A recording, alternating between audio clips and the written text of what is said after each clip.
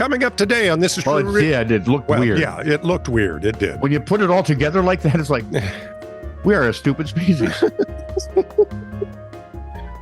Coming up today on This Is True Really News, a taxi driver was shocked. Shocked. You say? If you like being shocked, stay tuned. Do you mean shocked like, oh, or shocked like... Oh, in surprise and fear. Surprises? In this particular case. That's usually not good, but... Well, you'll find out. It was all's well that ends well. I've seen TV shows like, where they're shocked and surprised and then dead. So, like, subscribe, and follow This Is True Really News, please. It helps the algorithm. It's kind of Apparently every helps us. episode of... It's kind of like every episode of Midsummer Murders. It's like... Yuck. And leave a comment if you care. Even if you don't care, leave a comment. It helps the algorithm. And you can send any stories you might want us to cover to TITR@netradio.network. And thank you for your support. This is True, Really News with Scott Combs and Tony Vercanis. All the news you're about to hear is true, Really? as far as you know. So all the way back last year in December, and that's the only funny part of this story, a woman was killed and 2 injured when a large Christmas tree fell over during stormy weather in the Belgian city of Oudenaarde. I know, now the anti-Christmas tree folks are going to be nuts. Yeah. Security, and don't blame it on Luther, please. Jeez. It ain't his fault entirely. Security, all he did was put a tree inside, but people put green stuff inside. He didn't decorate it. There was no tinsel in the 1500s. Yep. It was just in there to make it look alive. Yep. Security camera footage on Belgian news media showed a brightly lit 66-foot-high Christmas tree. It's about 20 meters to those of you who can't handle the imperial. The tree starts slowly leaning over and then does what trees do when they slowly lean over. It collapsed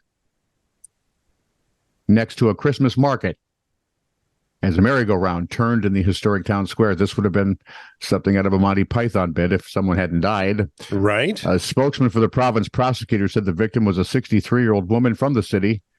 2 women from the same town were lightly injured. Mm.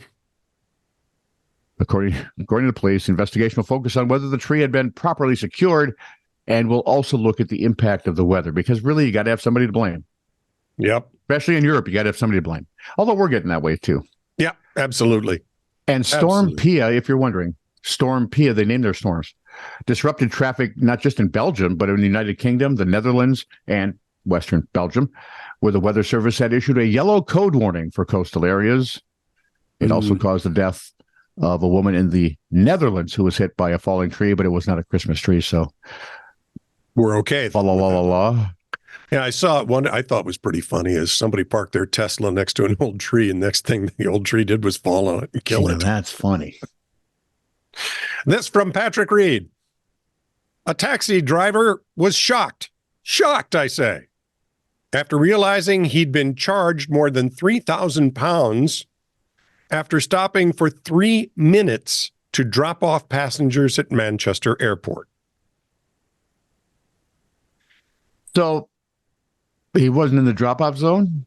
Yeah, but they charge you in the drop-off zone. $3,000? Well, they're not supposed to. 3,000 pounds. So it's more than $3,000. Well, that makes it better. Mark Connor drove his passengers from Liverpool city center to Terminal 1 of Manchester Airport. He stopped at the drop-off zone outside the terminal, which charges £5 for 5 minutes. After leaving on another job, I'm not good at math, but that still doesn't come up to... Mark checked his bank account and realized he'd actually been charged £3,132, more than $1,000 for every minute he was parked. Well, I'm guessing it was an even £1,000 and then the taxes. Right.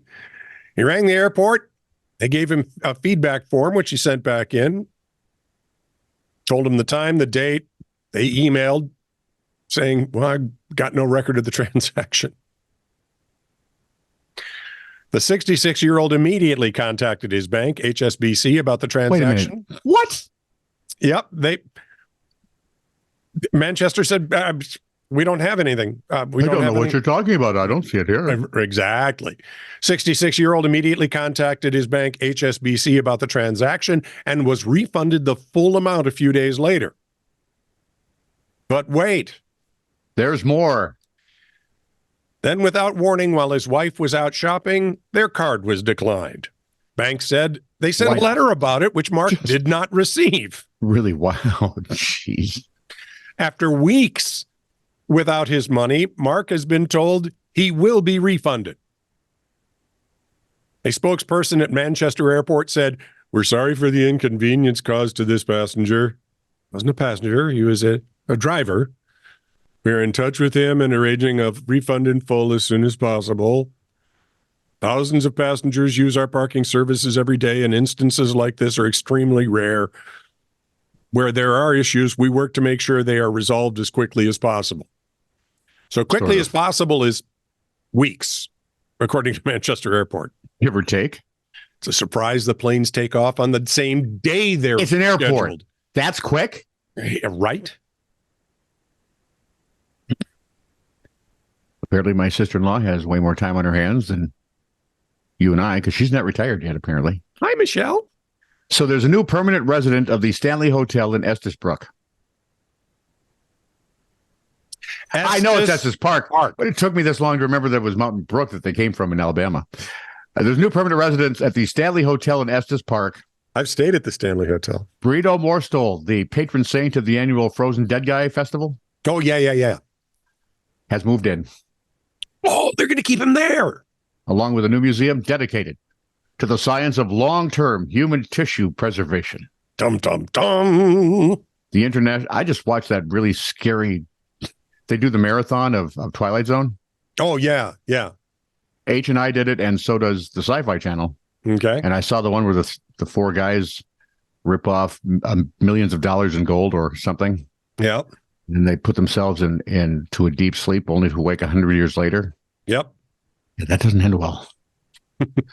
I mean, all three of the four guys end up dead. One because his little thing got broken, and the other two got killed by the other guys. And the last one surviving died in the desert trying to give away gold for water, but gold has no precious value anymore. Remember that? Yeah. Yep. Gold has no value. There we are. The International Cryonics Museum opened this month in the hotel's ice house, a building that once stored ice harvested from the property's adjoining pond. Wow. Let's put the hotel here. Why? Because there's a pond there. We get water and ice. It'll be perfect. The hotel and Alcor, the nonprofit cryonics research organization, partnered on the project. Visitors can expect to learn about the history and science of cryonics. I was going to put an extra R in there, and I don't know why. Cryonics. They can hear about Grandpa Morstol and other stories of human preservation, said James Arrowwood, president of Alcor. Do I want to? I guess is. Well, if you want to, you know where you can go. Right. See, and I've been told where to go, and I'm not going there. I love Estes-Brook. According to Arrowwood, you won't actually see a body or anything because it's in a steel tank that's large and not see-through. Okay. Well, that just kind of took Rob, we're not going to Estes Park. Well, we might to see the kids. Yeah. Cryonics is defined as the practice of preserving humans and animals at super cold temperatures. Somewhere in this country, I believe the head of Ted Williams is sitting in one of those tanks. Well, just wait for the next ice age. Some guys are saying it's not far off. I've got Tuesday, and I think I've got a Tuesday in 2024, but I forget which one. Okay. Alcor stores human remains at its headquarters in Arizona, which is odd when you think about it. Hi, let's take a very warm state and put frozen people there. The field's been considered a niche area of science. Has it been a niche area of science, or is it like more of a whack job area of science? Fringe area of science. There you go. It's fair to say it has its share of critics. No. But Alcor is nonprofit, and they have worked to advance public awareness. Of course, they have. So is CARE, but that's a whole other story. Yeah. The partnership between Alcor and Colorado's beloved Frozen Dead Guy Festival began back in '89, which we talked about, which was very odd. And honestly, I'd kind of like to go there sometime. They transferred the ownership of the festival and things after the pandemic made it all stupid. Yep. So in 2022, the longtime caretaker for Morstol reached out to Alcor and the Stanley Hotel, and Oh, ta-da! Bingo puppies. They put their heads together, and now we have a Frozen Dead Guy Museum in time for next year's Frozen Dead Guy Festival. Yay. March 15th through the 17th, Estes Park. Be there or be frozen. Or not. Or not. I just want to know what they're going to do with Ted Williams' head. Are they going to discover a cure for having your head lopped off? Maybe.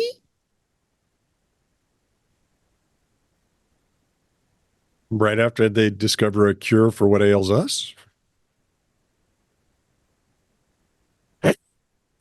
Okay, moving on. Jessica Thompson. Wait, hang on. I'm done. Okay. No, wait. There's one more. All right. Okay, good. From Jessica Thompson. Now, I need to tell you that Ecom is Now, is British. Jessica Thompson the one that lives south? Yes, she is the one who lives south. Okay. And she and her husband have listened to us since the early 2000s. 58 years. 58 years. Ecom, you need to know that Ecom is BC's or British Columbia's largest emergency communications center. Say the Ecom? Yeah, they're called Ecom. Why does it sound like something that has something to do with like Bitcoin? I know. Right?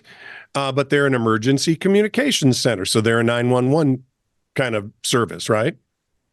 Here is Ecom's top 10 nuisance calls of 2023 in British Columbia. Uh-oh. Someone called to ask directions home from the Drake concert. The traffic light was taking too long to turn green. Sure.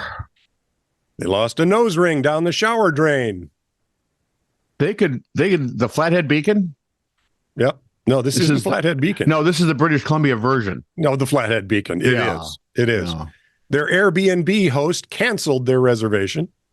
Well, 911 come over there and slap them. Their Uber Eats order was taking too long. That's just fun to say Uber Eats. A burger joint wouldn't let them in before opening. People are insane. You know, I'm thinking the Flathead Beacon may be a much classier outfit. They couldn't find their cell phone. Why am I guessing it was up against their ear? Did you just dial 911 on your cell phone? Yep, I know where it is. Someone called to complain about a pothole. Okay, some of the potholes I've seen, that's worthy. Their McDonald's order was taking too long. That's stupid. And the only one that I think is legitimate, and this would probably be something from my high school days. Yeah. Barber gave him a bad haircut. Yeah. I wouldn't have gone out. Nope. The folks that get the Flathead Beacon are way smarter. Oh, Canada. My home and native land.